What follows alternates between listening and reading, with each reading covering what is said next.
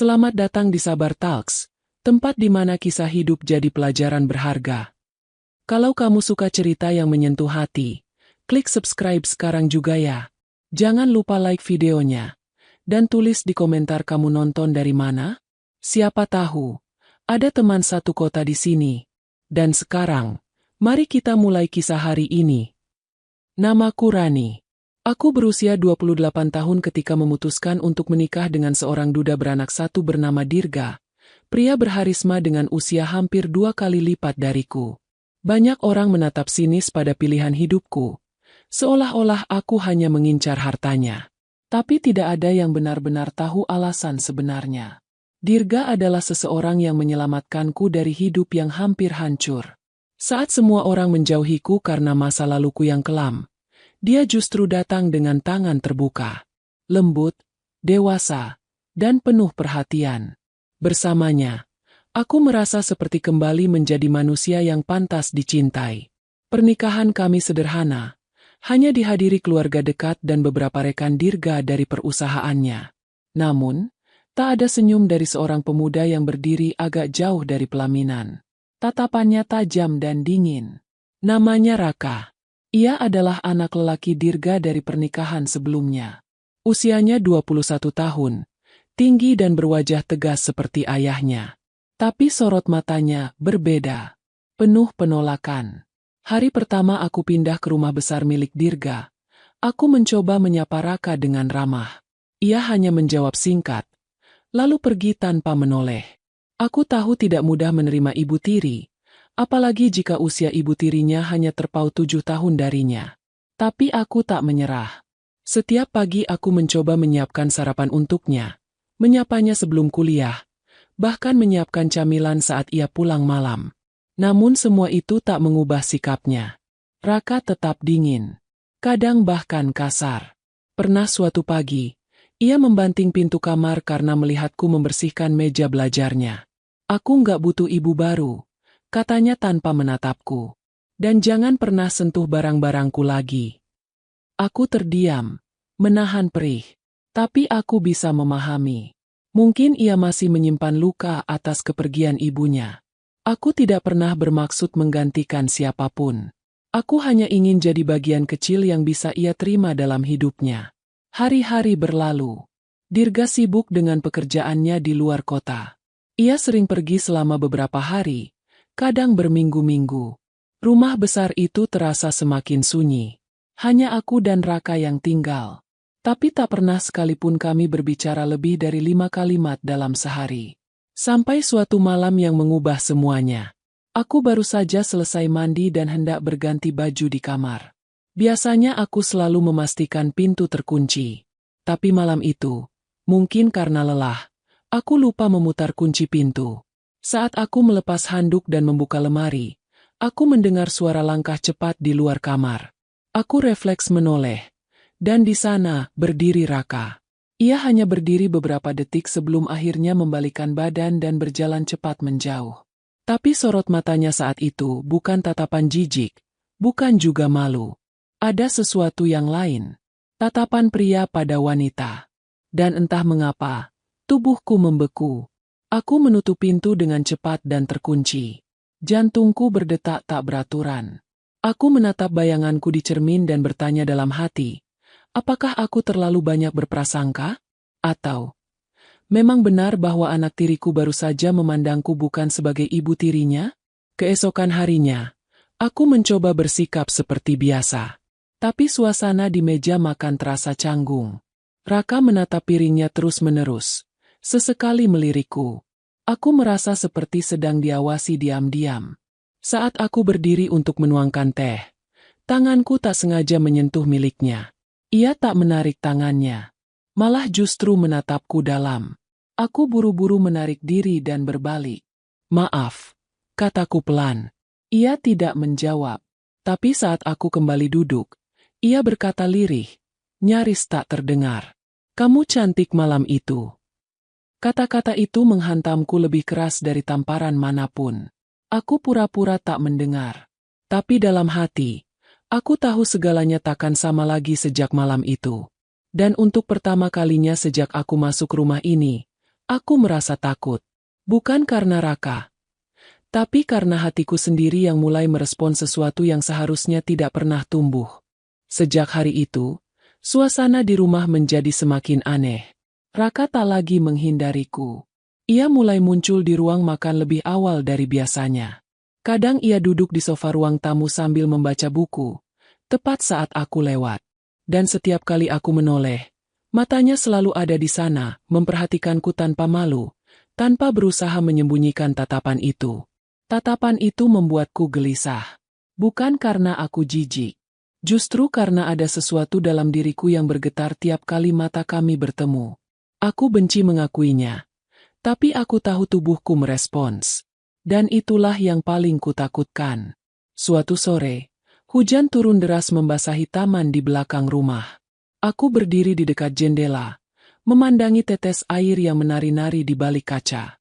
Suara hujan biasanya menenangkan. Tapi kali ini terasa berat. Aku baru saja selesai berbicara lewat telepon dengan Dirga. Ia memberitahuku bahwa ia harus memperpanjang urusan bisnisnya selama 3 hari lagi. Artinya, aku dan Raka akan kembali sendirian di rumah besar ini. Aku menutup tirai jendela dan berbalik. Raka berdiri di ambang pintu ruang tengah. Tubuhnya basah kuyup. Kaosnya menempel ketat di tubuh. Entah dari mana ia datang. Aku terlonjak kecil, tak mendengar langkahnya sama sekali. "Kamu kehujanan?" tanyaku cepat. Ia tidak menjawab. Ia hanya memandangi wajahku. Lalu perlahan melangkah masuk. Aku berusaha menjaga jarak, tapi kakinya terus melangkah mendekat. Napasku tertahan saat akhirnya ia berdiri begitu dekat denganku. Aku bisa mencium aroma hujan yang menempel di kulitnya. "Kamu tadi bilang maaf," katanya lirih. Aku tak bergerak. Aku yang seharusnya minta maaf. Lanjutnya. "Karena udah ngelihat kamu malam itu, dan karena sekarang, aku nggak bisa berhenti kepikiran kamu."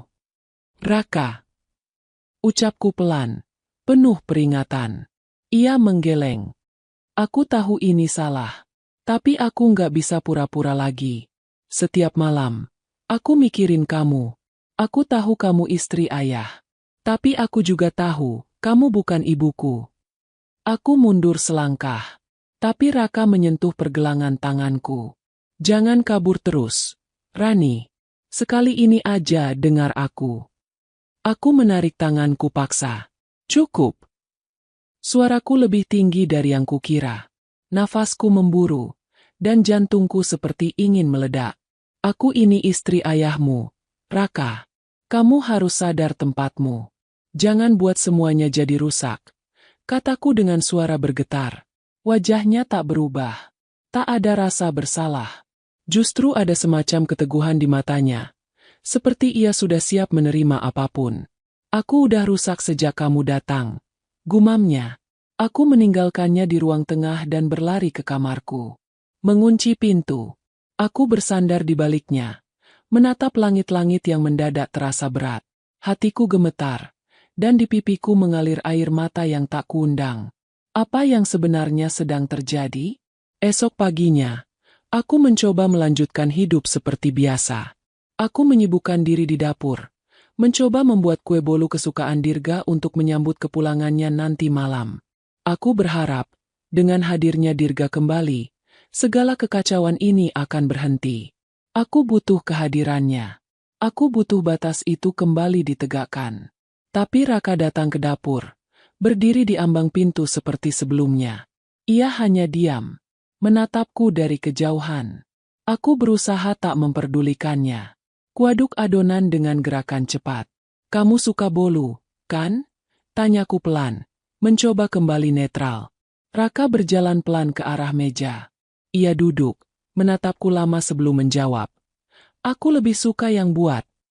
Aku berhenti mengaduk. Udara di dapur mendadak sesak. Aku meletakkan sendok adonan dan menghela napas dalam. "Raka, cukup. Jangan lanjutkan lagi," bisikku. "Apa kamu takut, Rani? Atau kamu juga ngerasain yang sama?" tanyanya lembut. Aku menatapnya dengan luka. "Yang aku rasain sekarang cuma penyesalan." "Kenapa harus nyesel kalau kamu juga ngerasainnya?" Aku menggeleng cepat. Kamu nggak tahu apa-apa. Ia berdiri, mendekat lagi. Kali ini aku tak sempat mundur. Tangannya menyentuh pipiku. Dan jari-jarinya gemetar. Berhenti, Raka. Kumohon. Aku nggak bisa. Aku menepis tangannya dan melangkah cepat keluar dapur. Hatiku berdegup liar. Tapi langkahku tak pernah serapuh ini sebelumnya. Aku kembali ke kamar dan mengunci diri sepanjang siang. Malam harinya, Dirga pulang. Aku memeluknya lebih erat dari biasanya. Rasanya seperti mendapatkan jangkar di tengah ombak besar. Aku menyiapkan makan malam dan mencoba bercerita banyak, berharap Raka tak muncul. Tapi Raka datang. Ia duduk seperti biasa di meja makan, tapi kali ini lebih diam dari biasanya. Ia tak menyentuh makanannya. Dirga sempat meliriknya dan bertanya apakah ia sakit. Raka hanya menggeleng. Aku bisa merasakan tatapan Raka sepanjang makan malam. Setiap kali Dirga tertawa atau menyentuh tanganku, Raka seperti membeku. Ada ketegangan tak kasat mata di antara kami bertiga. Dan aku tak tahu sampai kapan bisa menahannya. Setelah makan malam, Dirga ke kamar lebih dulu. Katanya ia lelah dan ingin tidur cepat. Aku membersihkan meja sendirian. Saat aku keluar ke dapur membawa piring, Raka berdiri di sana. Berhenti menatapku seperti itu. Kataku sebelum ia bicara. Ia mendekat. Lagi-lagi mendekat. Aku janji, ini terakhir kali aku ngomong. Tapi aku harus bilang. Aku tak menjawab. Aku tahu kamu takut. Aku tahu kamu benci ini. Tapi aku cuma pengen kamu tahu. Aku jatuh cinta sama kamu. Aku menggigit bibir. Menahan air mata. Raka.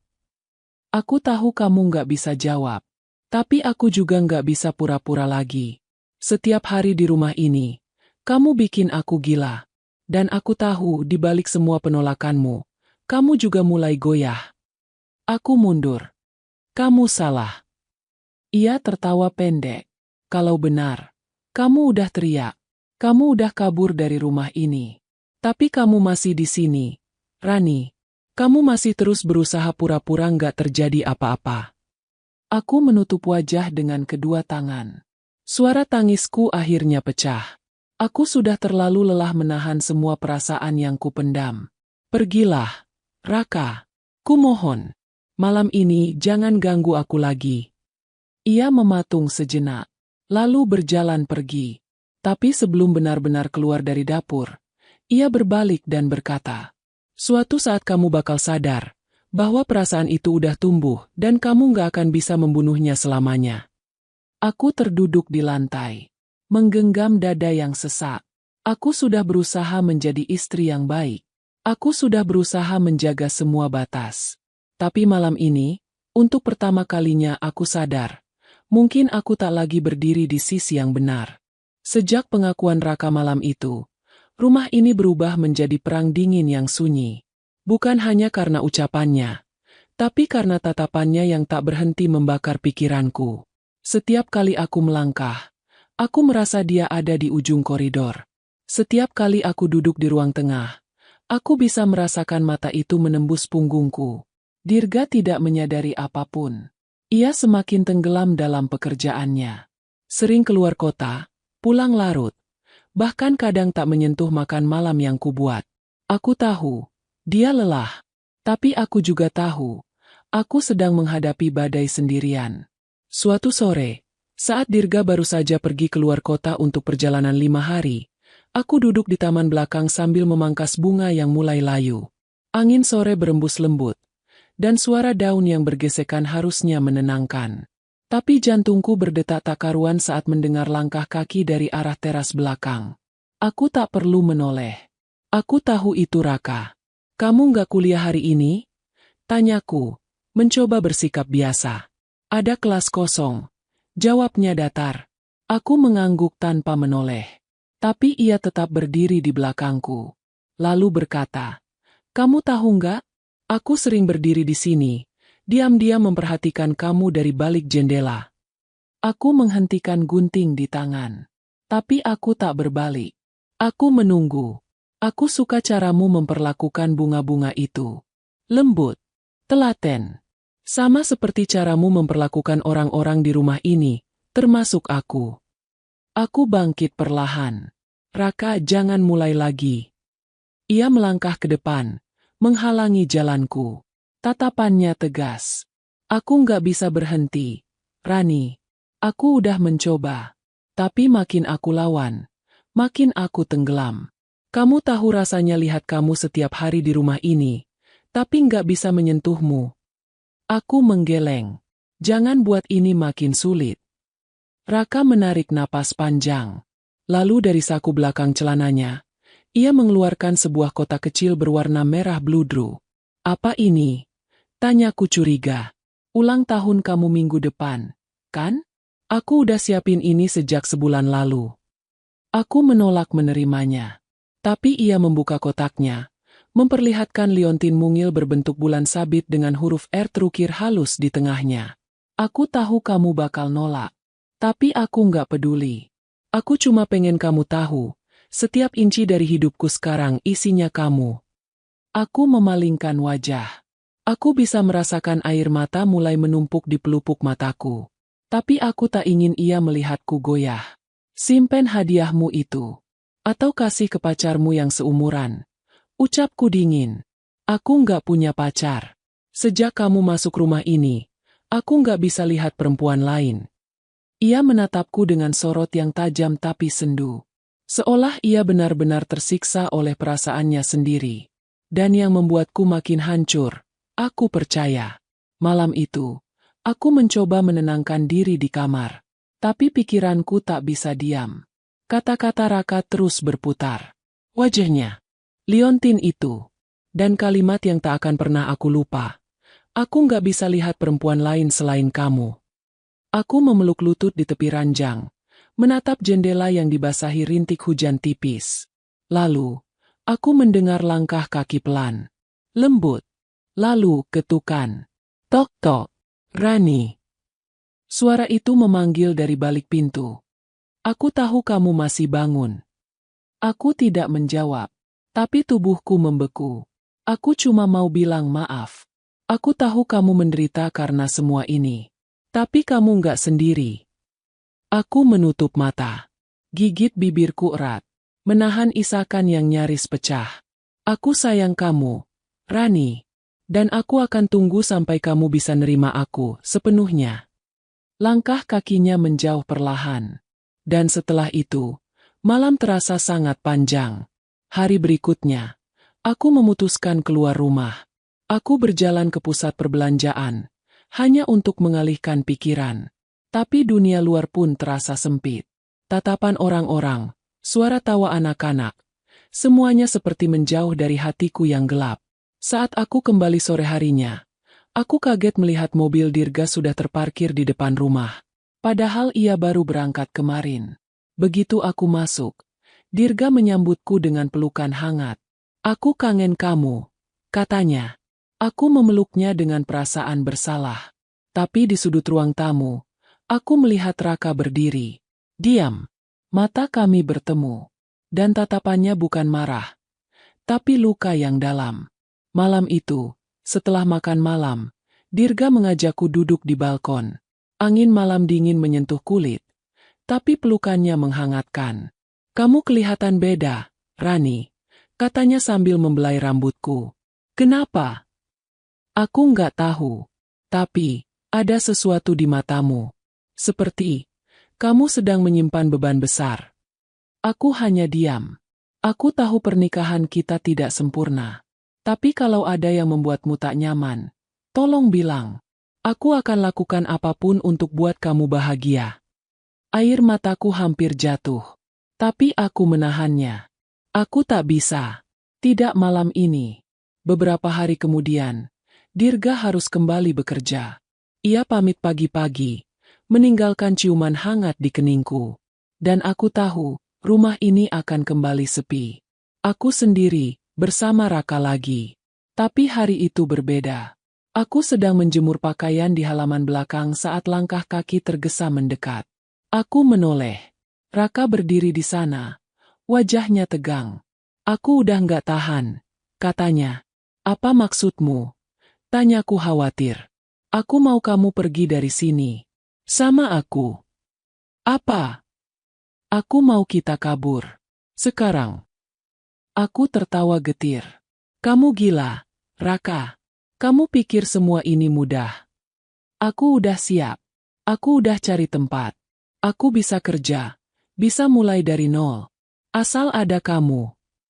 Aku menggeleng keras. Kita nggak bisa. Aku istrinya. Ayahmu. Aku bukan anak kandung ayah. Potongnya cepat. Dunia di sekitarku seolah berhenti berputar. Apa? Aku anak adopsi dari istri pertamanya. Dia nggak pernah cerita, ya? Aku terdiam. Nafasku tercekat. Itu artinya, kita nggak punya hubungan darah. Rani, kamu nggak bersalah mencintaiku. Tapi aku tetap istrinya. Suaraku nyaris tak terdengar. Raka mendekat, menatapku dengan mata yang nyala oleh emosi. Tapi kamu juga manusia, yang bisa jatuh cinta, yang bisa merasakan apa yang aku rasakan. Aku berdiri terpaku, lalu langkah kaki dari arah rumah terdengar. Kami sama-sama menoleh. Dan di sana, berdiri Dirga, membeku di ambang pintu, wajahnya kaku. Ia telah mendengar semuanya. Dan malam itu, rumah ini tak lagi sama. Dirga berdiri membeku di ambang pintu. Wajahnya tanpa ekspresi, tapi sorot matanya tak bisa berbohong. Ia mendengar segalanya. Kata-kata Raka masih menggema di udara, menggantung seperti badai yang siap meledak. Aku panik. Langkahku gontai mendekatinya. Mas, ini bukan seperti yang kamu dengar.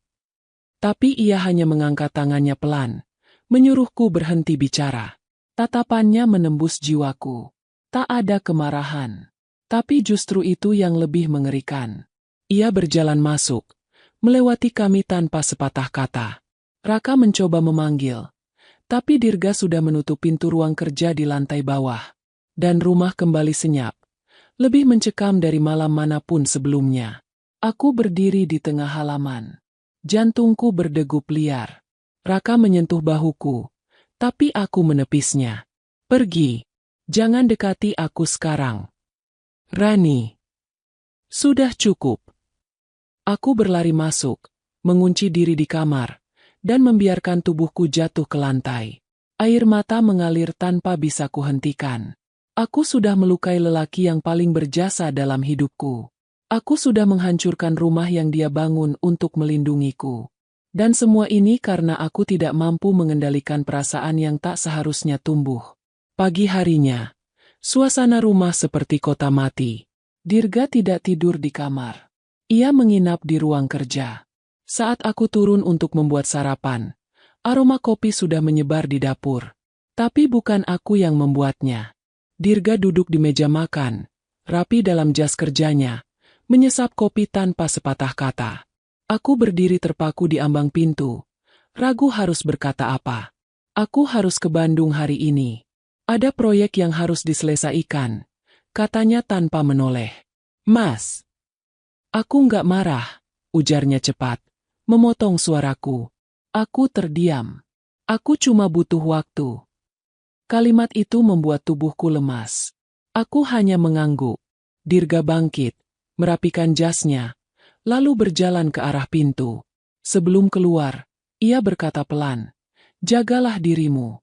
Aku akan menghubungimu kalau sudah siap bicara." Lalu ia pergi. Raka muncul dari atas tangga. Wajahnya kusut dan mata sembab, seperti tidak tidur semalaman. Dia pergi. Tanyanya pelan. Aku tidak menjawab. Aku hanya melangkah ke dapur dan mulai mencuci piring yang tak sempat disentuh. Rani, aku. Berhenti. Potongku cepat.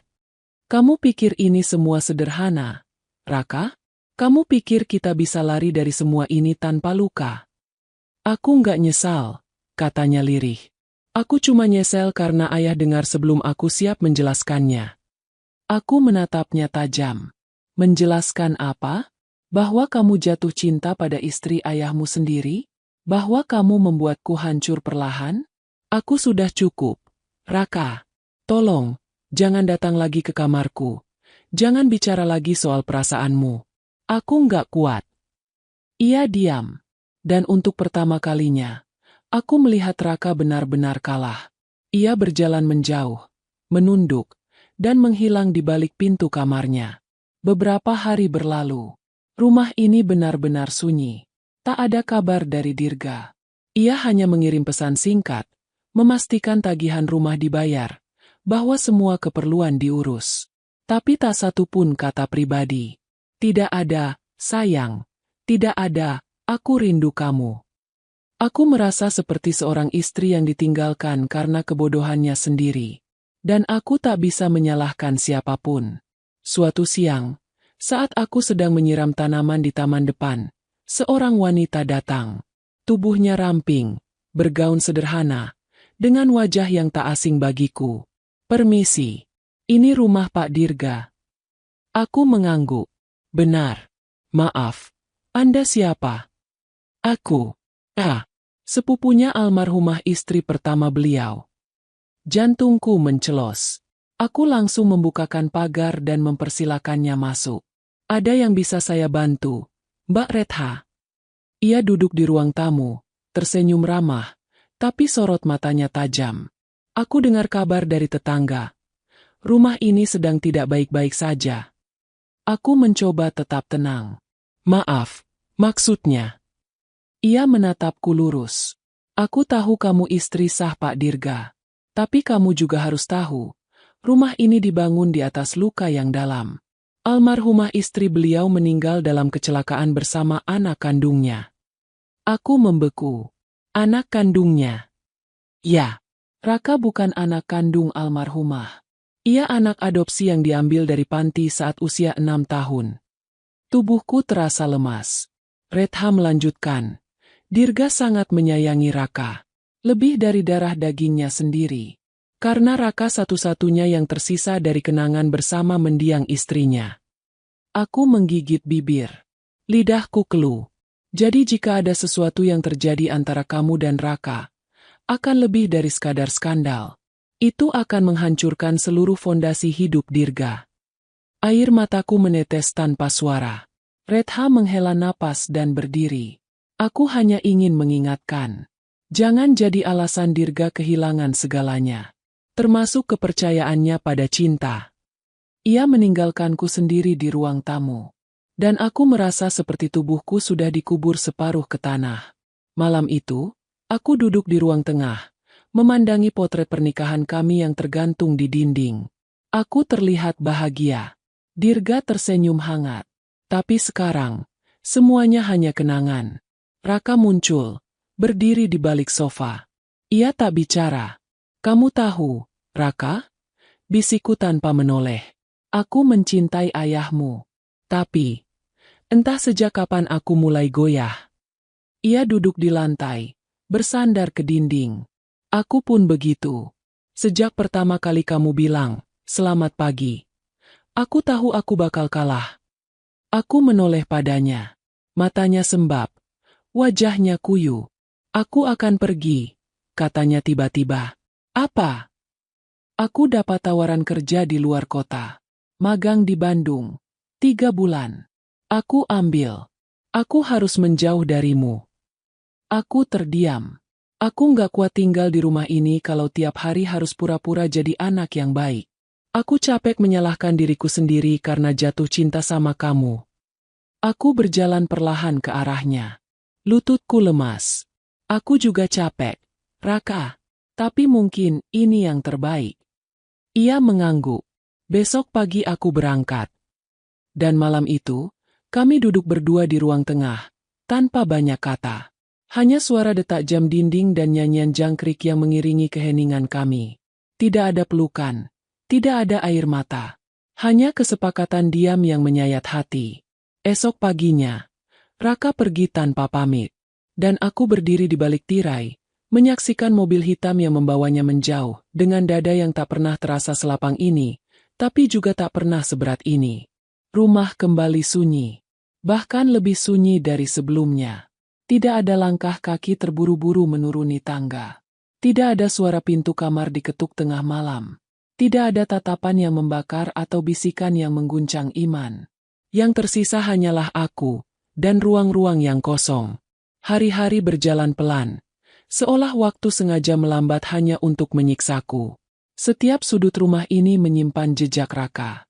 Cangkir putih di rak kedua, sandal usang yang masih terselip di dekat pintu belakang, bahkan sisa-sisa aroma parfum maskulinnya yang masih melekat samar di sofa ruang tengah. Aku mencoba berdamai, menanamkan dalam diriku bahwa semuanya telah berakhir. Tapi benarkah begitu? Dirga belum kembali.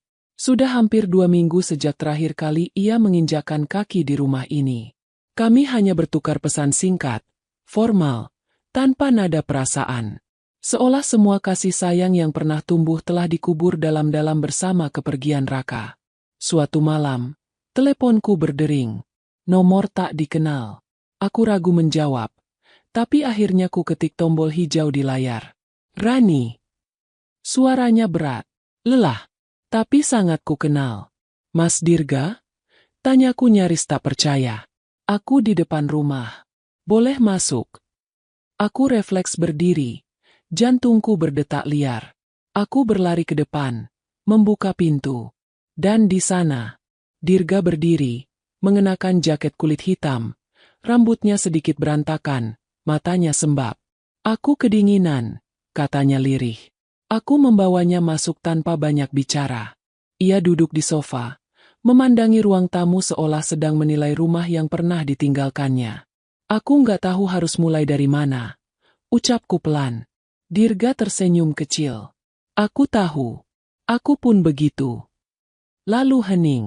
Ia menyandarkan tubuh, menarik napas panjang. Aku pikir dengan menjauh. Aku bisa jernih. Tapi ternyata makin jauh aku pergi, aku makin ingin pulang. Aku menggigit bibir, menahan gejolak yang mulai naik ke dada. Aku kecewa, Rani.